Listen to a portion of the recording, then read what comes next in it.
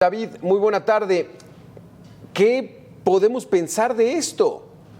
Dicen, circulan videos autodefensas en San Cristóbal de las Casas, ahí en Chiapas, y dice el alcalde que es un tema viejo. ¿Qué podemos deducir de esto, David?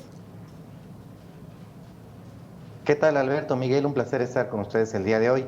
En efecto, en el estado de Chiapas, no de ahora, sino desde hace mucho tiempo, existen grupos de productores de ganado, de agricultores, comunidades que se dedican a la tala de árboles, la industria maderera, y desde hace tiempo han conformado grupos de autodefensas. El propio Ejército Zapatista de Liberación Nacional surge en efecto y como Estamos una teniendo respuesta al problema. despojo de tierras que sufrieron Ahí está, David. una Es que estamos serie de teniendo un poquitito comunidades. de problema Evidentemente con tu había un conexión, David. componente de infiltración de la izquierda radical, junto con la labor de comunidades eclesiásticas de base. Chiapas, Guerrero, David, Oaxaca permítenos, tienen esta característica. vamos a Pero no te escucho, restablecer la comunicación contigo porque estamos teniendo cierto problema. Mientras vamos contigo, Miguel Garza. Pues se dio la noticia, surgen autodefensas en San Cristóbal de las Casas, pero dice el alcalde que no es cierto y hasta lo dice así con cierta sorna, es en otros lugares. ¿Estamos tan seguros que en San Cristóbal de las Casas no apareció esto o qué fue, Miguel? Hola Alberto, muchas gracias. Saludos a tu auditorio y gracias por la invitación. Saludos a David. No, justamente, fíjate que sí hay algunas expresiones pues ciudadanas de autoprotección que han salido de ahí de San Cristóbal o sus alrededores, y digamos, quizá lo que se refiere el alcalde de que como tal el grupo con el equipamiento que se ve ahí y todo eso, pues a lo mejor no esté tal cual así, eso pudiera ser cierto, porque las expresiones que se habían manifestado ahí en San Cristóbal y los alrededores son, yo diría, como usando una palabra como más rústicas, Sí. digamos, no con ese nivel de equipamiento que se ve en la imagen, con ese nivel de fuerza, con rifles automáticos y con armas pues de alto poder. Ahí es en donde pudiera tener razón el alcalde de que ese video a lo mejor es de otro lugar, pero de que hay expresiones de autoprotección, de autodefensa de las comunidades en esa región de Chiapas, sí las hay. Incluso en el video dicen una frase, dice la persona que está haciendo el comunicado, y dice ya estamos hartos de los motonetos. Exacto. Ahí también cerca le llaman motorratones. Es una expresión de crimen allá que sí está, pues, actual, digamos, ya fastidiando a la comunidad de ahí. Sí. Exactamente, Miguel. Tocaste ese punto exacto, porque dentro del mensaje que dan, dicen, vamos a acabar con los motonetos. Los motonetos no es una situación que tenga mucho tiempo. Esto de los motonetos, David Saucedo, ya restableciendo la comunicación, como nos dice Miguel, es mención de este video. Entonces este video no es como dice el alcalde, ya tiene muchos años. No, este video pues tiene actualidad, porque estos tipos, los autodefensas presuntos, pues están haciendo referencia a un grupo delictivo actual, David.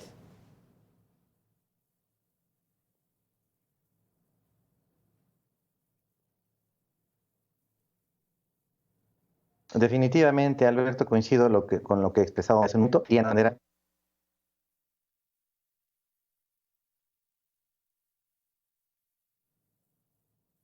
muy bien. Sí, te comentaba, Alberto, que normalmente tenemos tres tipos distintos de grupos de autodefensa. Los que surgen, evidentemente, en una respuesta frente a agresiones que sufren las comunidades, ya sea de origen rural o urbano marginadas. Los grupos de autodefensas que más bien son conformados por integrantes del crimen organizado y cuyo principal objetivo es combatir a un grupo rival. Y finalmente tenemos a grupos de autodefensa que pudieran haber nacido con un sano interés de defender sus zonas geográficas, sus actividades económicas, la situación física, su patrimonio, pero que van evolucionando y que reciben el apoyo o el respaldo de algún grupo criminal. En distintos estados del país, en el estado de Guerrero, por ejemplo, se han reconocido los grupos de autodefensa, incluso tienen un rango constitucional. En el caso de Michoacán, ustedes lo recordarán, en algún momento del sexenio de Enrique Peña Nieto, se apoyó a los grupos de autodefensa, incluso proporcionándoles armas. En este caso en particular, en Chiapas, lo que tenemos es el arribo de distintos grupos de macrocriminalidad, el cártel de Sinaloa, el cártel Jalisco Nueva Generación, que están rivalizando con mafias locales que tienen tiempo actuando en el estado de Chiapas, concretamente en la zona de San Cristóbal, de Tuxtla, y también en este corredor de trasiego de drogas y de tráfico de personas. Lamentablemente, Chiapas está transformándose y teniendo un escenario muy similar al que han tenido otras entidades del país, como Michoacán. Creo que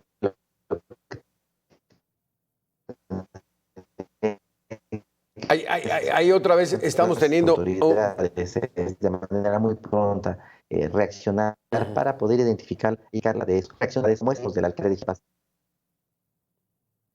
Vamos contigo, Miguel Garza. También haces referencia al video donde este grupo de autodefensas dice, ya sabemos que están respaldados por el director de la Policía Municipal de San Cristóbal. O sea, esto no es tan fácil de negarlo o aceptarlo, ¿no, Miguel? Pudiera detonar muchísimas cosas que suenan lógicas. Sí, pero aunque fíjate que la verdad es que a veces ellos dicen frases como esas y luego es complicado probarlo, porque para ser franco, a veces las policías municipales no son tan relevantes para el movimiento del crimen organizado como si la policía estatal o las fuerzas federales que estén destacamentadas ahí. Entonces, no hay certeza de que esa frase sea cierta, sin duda que puede ser, porque hemos visto que en otros lugares del país pues sí están involucrados o cooptados por la criminalidad.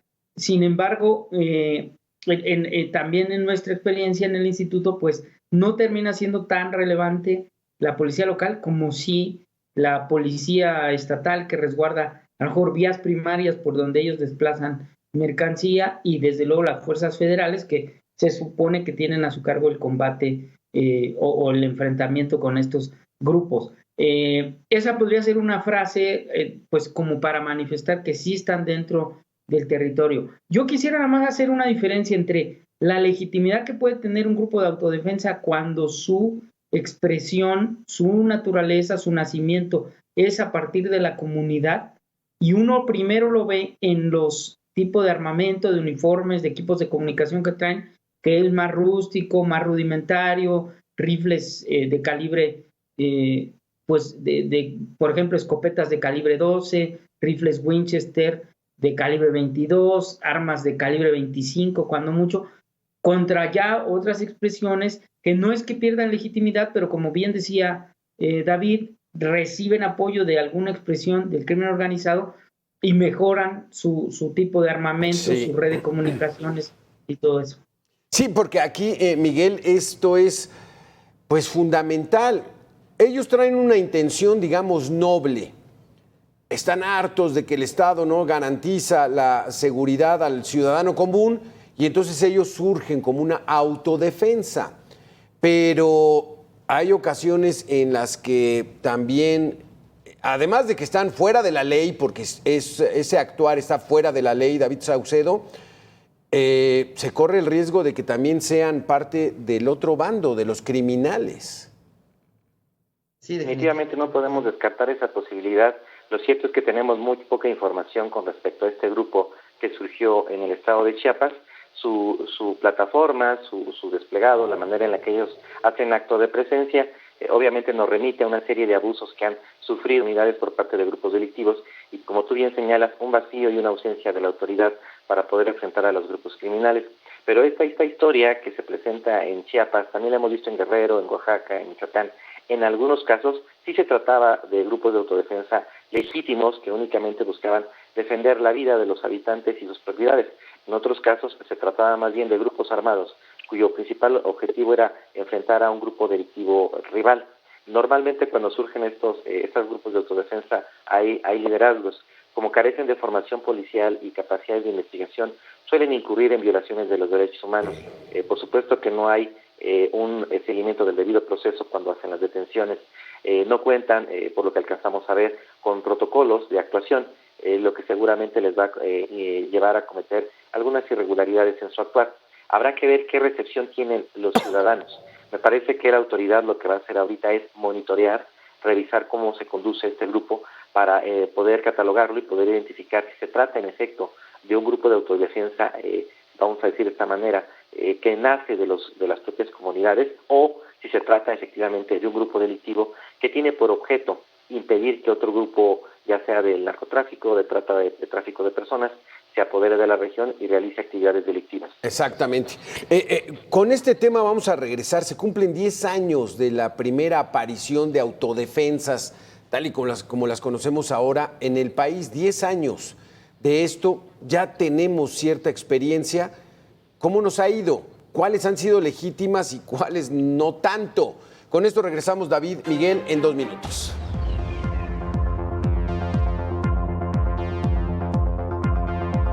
Bueno, que están con nosotros. Continuamos con David Saucedo, especialista en seguridad, y Miguel Garza, director ejecutivo del Instituto para la Seguridad y la Democracia, AC, el INSIDE. 10 años, David Saucedo. ¿Qué experiencia tenemos? ¿Qué sabemos de la legitimidad del doctor José Manuel Mireles, de Hipólito Mora, de estas autodefensas que estaban hartos ya del narcotráfico en 2013 allá en Michoacán?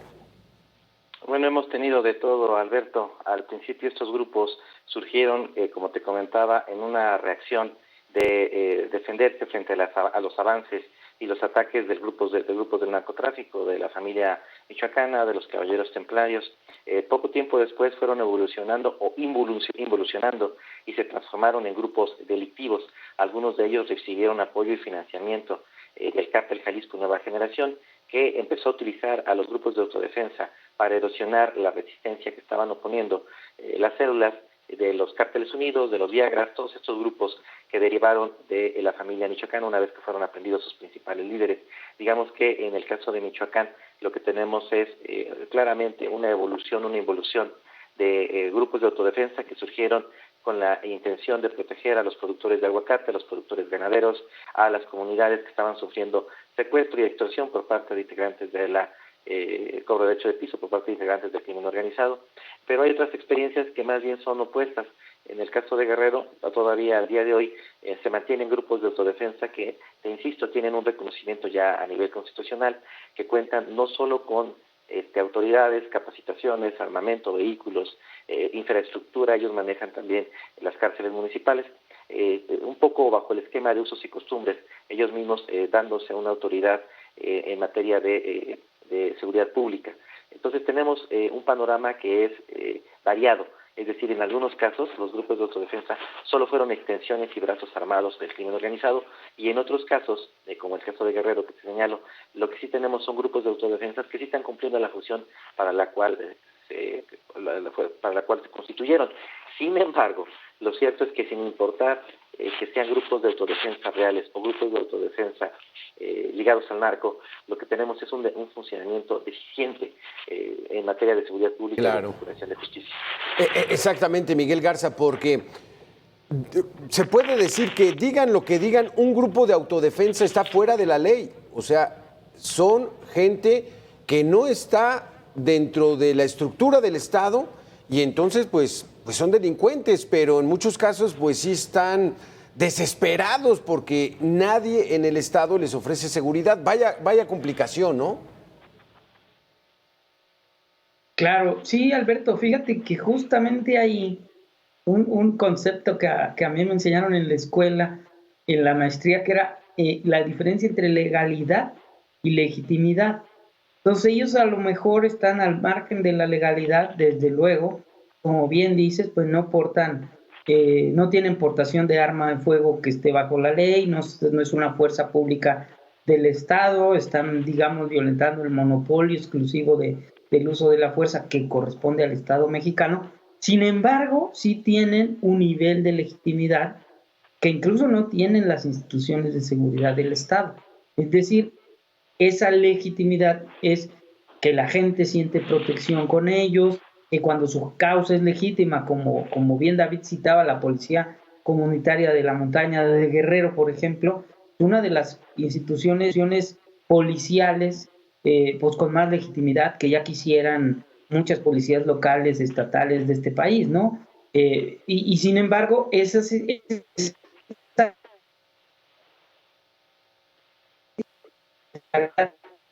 bueno, esto a veces también por eso el Estado empieza a tolerar esos movimientos, porque dice, pues si ellos cuentan con la legitimidad que las comunidades les otorgan, pues pueden regular ciertas actividades criminales, incluso regular los mercados ilegales y algunas actividades ilegales. Por eso resulta que las apoyaron por ahí en 2015, 2016, en Michoacán, y que luego se convirtió en otras cuestiones. Pero de que parte de la legitimidad del doctor Mireles, pues tenía legitimidad en sus comunidades, y luego a lo mejor cambia, porque hay unos que se dejan, pues digamos, yo digo la palabra seducir por más recursos, por otros vehículos, por otro armamento, y ahí es donde uno ve la diferencia. Y si uno revisa en este momento todavía el equipamiento de la Policía Comunitaria de la Montaña, sigue siendo equipamiento muy rústico, y la comunidad le sigue teniendo mucha confianza, lo que les da legitimidad, ¿no? No legalidad, exacto, como bien dices, pero sí legitimidad. Legitimidad. Pero David Saucedo, es que darle el poder a grupos que no están adiestrados, que no están registrados, que no forman parte del Estado es peligroso, por más que tengan la necesidad de defenderse. ¿Qué ha hecho el gobierno federal con esta aparición hace 10 años de estos grupos y qué ha ido modificando para, pues digamos, convivir a la par? Bueno, en ocasiones lo que ha hecho es combatirlos dependiendo del estado, de la situación geográfica, sobre todo también de la reacción de las autoridades estatales.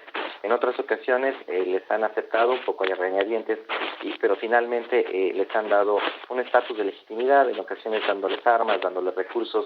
Es decir, ha sido una actitud por parte de las autoridades estatales y federales cambiante. Normalmente los gobiernos de izquierda tienen un mayor nivel de tolerancia, es decir, los gobiernos emanados actualmente del partido del presidente de Morena, mientras que el PAN y el Partido Revolucionario Institucional de entrada, cuando surgieron estos grupos, tuvieron una postura casi total rechazo. Sin embargo, como bien señalaba Miguel, lo que tenemos es que en los hechos, algunos de estos grupos sí contaban con una base social de apoyo, es decir, eran bien vistos por las comunidades en las cuales estaban operando, y en efecto las autoridades electas o las policías estatales o las fuerzas federales no eran bien vistas y no eran bien recibidas en las comunidades. De ahí que de facto, de manera muy pragmática, muchas autoridades federales y estatales, frente al surgimiento de grupos de autodefensa, prefirieron mantenerlas, no enfrentarlas, les dieron un estatus, aunque estaban en efecto al margen de la ley, respetando esta base social de apoyo, permitieron que siguieran actuando. Porque, Miguel Garza, ¿cómo se pudiera comparar esta situación de las autodefensas? Digamos, pudiera ser algo paralelo con lo que ocurre en el estado de Texas, donde la gente está armada, la gente tiene la posibilidad de tener armas en su casa o portarlas para defenderse, y allá pues es algo muy común, autorizado, avalado por toda la sociedad, y aquí ¿podría ser similar esa situación? No, creo que, Alberto, esa es otra expresión de la autoprotección de las personas en las comunidades. Fíjate que eso ya hay datos, empieza a haber datos de que es más probable que te ataquen y pierdas la vida cuando portas un arma para protegerte que cuando no tienes arma.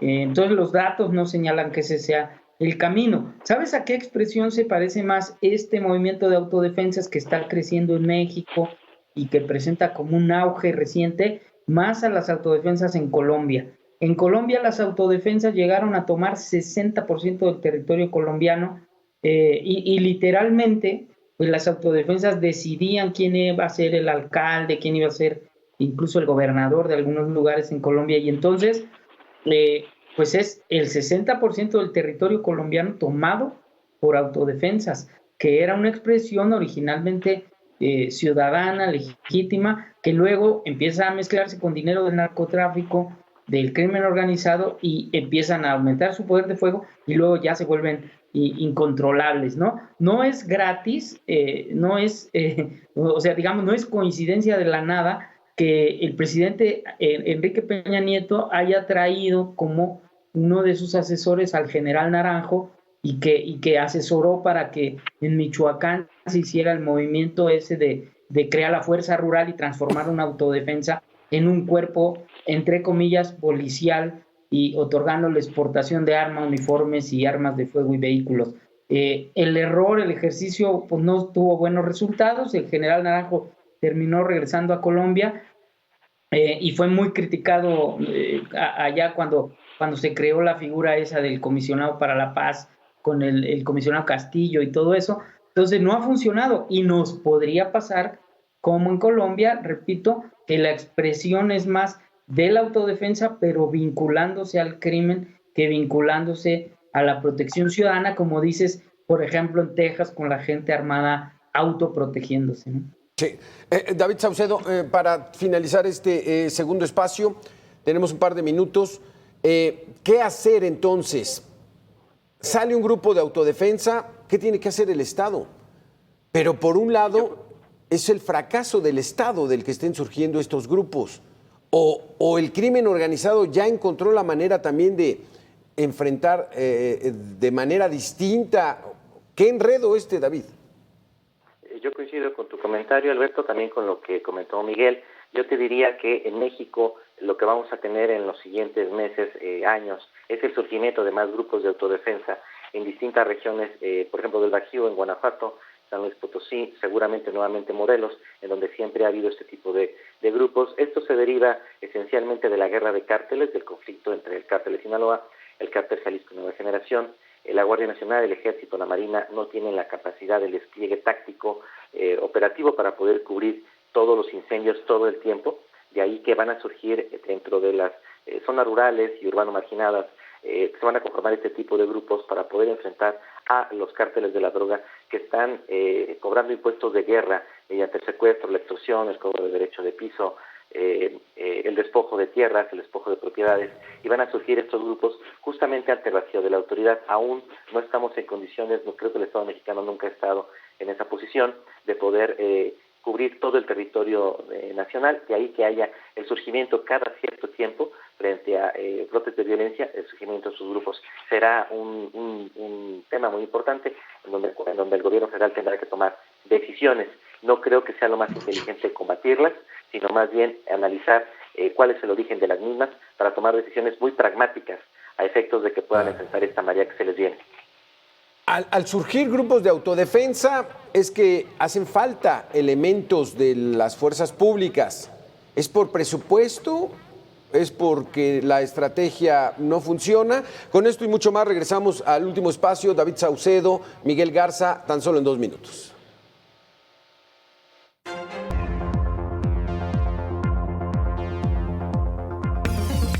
Descubre México. Especialista en seguridad, Miguel Garza, director ejecutivo del Instituto para la Seguridad y la Democracia, AC. Con el tema entonces, David Saucedo, ¿es un fracaso la labor, la obligación que tiene el Estado de garantizar la seguridad? Por eso surgen estos grupos, ¿así es? Pues en efecto, desde hace tiempo el Estado mexicano no ha podido generar esquemas de procuración de justicia y de seguridad pública. Solo ha tenido el control de determinados momentos en determinadas regiones del país. En otras zonas siempre ha habido una participación de los grupos de crimen organizado o bien de las comunidades organizadas para procurarse seguridad pública. Pero esto no es de ahora, es decir, es una de las tareas que no ha cumplido el Estado mexicano desde hace décadas. Ha habido distintos esfuerzos en este sentido. Lo cierto es que el país no tiene todavía al día de hoy un esquema funcional para poder enfrentar a los grupos de crimen organizado o a la delincuencia común con las herramientas con las que se ha dotado el Estado mexicano. Presupuestalmente, la inversión en materia de seguridad ronda el 6-7%, dependiendo de cuál sea la métrica que utilicemos para identificar los recursos presupuestales del gobierno federal para enfrentar a la inseguridad. Es un hecho que gran parte de las directrices que se siguen en materia de seguridad en México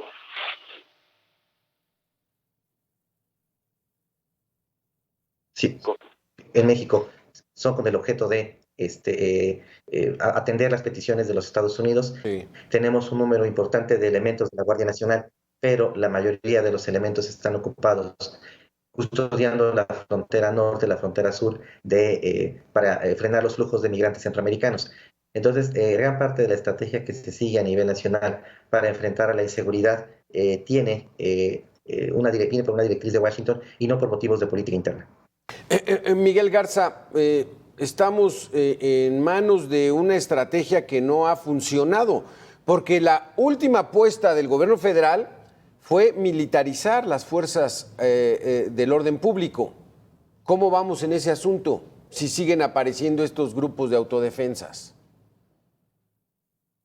Fíjate que justo, Alberto, en una mañanera reciente, el presidente López Obrador mostraba un dato del estado de fuerza desplegado de la Guardia Nacional y soldados del Ejército Mexicano, y son 200,000. Bueno, redondeando la cifra, 200,000 en el territorio nacional. Si lo sumamos con los 350,000 policías más o menos, sumando policía estatal, municipal, de investigación, nos da una tasa de más o menos 4.5 agentes para la seguridad pública por cada 1,000 habitantes. O sea, esa no es una cifra que uno diga hace falta policías. Esa es una cifra de un buen número de agentes desplegados en el país, entre policías y militares, obviamente. Pero nosotros desde el instituto vemos muy riesgoso que sean militares. Han empezado a haber violaciones graves a los derechos humanos. Ya vimos el caso de Nuevo Laredo recién, de Tamaulipas, y entonces, pues eso podría ocurrir con más frecuencia. Pero sabes que además del riesgo de militarizar las calles, está el riesgo que significa militarizar a la policía, es decir, las corporaciones policiales llenas de mandos militares o exmilitares. Eso va a llevar 20 años en reducirlo, y el argumento del presidente podría ser, bueno, pero donde yo despliego fuerzas militares, la violencia baja, ¿no? Y digamos que callarnos la boca a muchos y muchas especialistas, pero no ocurre, porque donde están desplegados, de todos modos, pues la violencia no se reduce. Creo que ese es el tema preocupante. Ese es el tema preocupante. ¿Por qué ocurre eso, David? Si tenemos elementos suficientes, si los vemos en las calles a los militares, y pues nada más uno de verlos, pues sí se inhibe porque se ven con autoridad. ¿Por qué no baja la criminalidad? ¿Por qué no bajan los homicidios? ¿Por qué no baja la delincuencia? Es por el tipo de despliegue tanto del Ejército, de la Marina y de la Guardia Nacional. Lo que hacen son operativos de presencia disuasiva, han estado construyendo cuarteles, hacen retenes, hacen un patrullaje y hacen captura de territorios. Sin embargo, a los grupos del crimen organizado no se les combate masivamente, se les combate celularmente. Como todo el mundo sabe, para derrotar un ejército guerrillero se requiere de una superioridad de 10-1. Son células que se esconden, atacan, son móviles, se desplazan con rapidez, mientras que cualquier ejército regular, y esto es el Ejército Mexicano, la Marina, la propia Guardia Nacional, son lentos, no tienen experiencia en investigación policial, no tienen capacitación en investigación, en desarticulación de células. Yo coincido con Miguel, van a tardar mucho tiempo los militares en adquirir estas capacidades. De entrada van a ser derrotados en casi todos los frentes en donde se desplieguen, porque están enfrentando a un ejército guerrillero. Los cárteles no son ejércitos regulares, son ejércitos guerrilleros, y no van a poder, el Ejército Mexicano ni la Marina van a poder enfrentar esto. Quizá la experiencia más exitosa que ha habido de un ejército, el Ejército Mexicano y las Fuerzas Armadas Mexicanas, combatiendo a grupos de narcotráfico, fue el esquema de trabajo que instrumentó el almirante Miguel Ángel Ortega Siu, que fue el comandante del grupo de élite de la Marina, que tuvo éxitos muy importantes en la captura o bien el abatimiento de líderes criminales y el enfrentamiento a grupos de crimen organizado, con un costo muy alto. La Marina tenía en esos años una tasa de letalidad muy alta, y un sinnúmero de violaciones a los derechos humanos. Entonces, me parece que el esquema que tiene la Guardia Nacional y el Ejército no va a funcionar, nunca ha funcionado, pero se van a tardar un rato en darse cuenta de que el esquema y la estrategia es la equivocada. Último comentario, Miguel Garza, ¿estás de acuerdo con eso? No va a dar resultados y a ver hasta cuándo llegaría una nueva estrategia.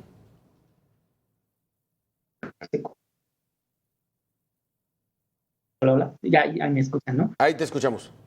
Sí, digamos, sí, yo diría que sí, en efecto, el patrullaje, ese estado de fuerza que yo decía, que es grande, digamos, que podría ser suficiente, pues no es el despliegue adecuado, podría ser patrullaje estratégico en vez de patrullaje aleatorio.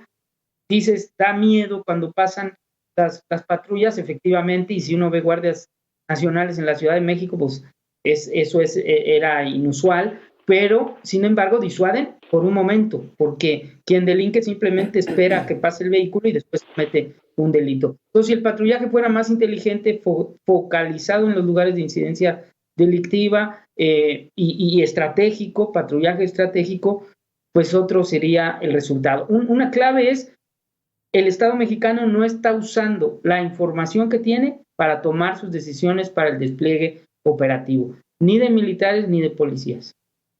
Qué interesante situación. Viene de las autodefensas, estos guardias comunitarios, y ya caímos a la estrategia del gobierno federal, la militarización, en fin, una situación que hay que resolver, porque algo sí nos queda claro a todos. La delincuencia, el crimen organizado, los homicidios, lejos de disminuirse, van en aumento. David Saucedo, especialista en seguridad, gracias por haber estado con nosotros. Miguel Garza, director ejecutivo del Instituto para la Seguridad y la Democracia, el INCIDE, gracias por estar con nosotros. Gracias, Alberto, gracias, Miguel. Gracias, hasta luego, saludos a ambos. Vaya situación, la verdad es de que está complicado porque a partir de 1985 que se tiene ya referencia de bandas de narcotraficantes en el país, ellos han ido avanzando. Y el Estado mexicano, los gobiernos, el gobierno federal, no ha podido con ellos. Esperemos que logren erradicarlos. Esa es la principal esperanza de todos los ciudadanos en este país. Con este tema y mucho más regresamos, ya lo sabe, en 2 minutos.